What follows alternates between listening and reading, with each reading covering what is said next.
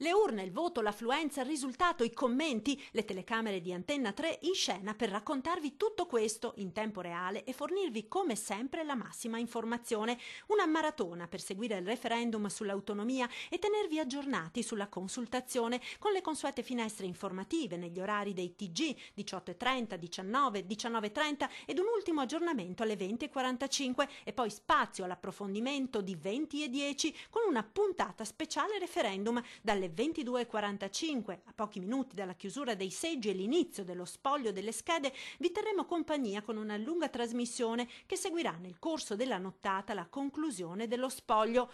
Doppio collegamento da Venezia con Palazzo Ferrofini e Palazzo Balbi per i risultati finali ed i commenti con tutti i protagonisti del referendum.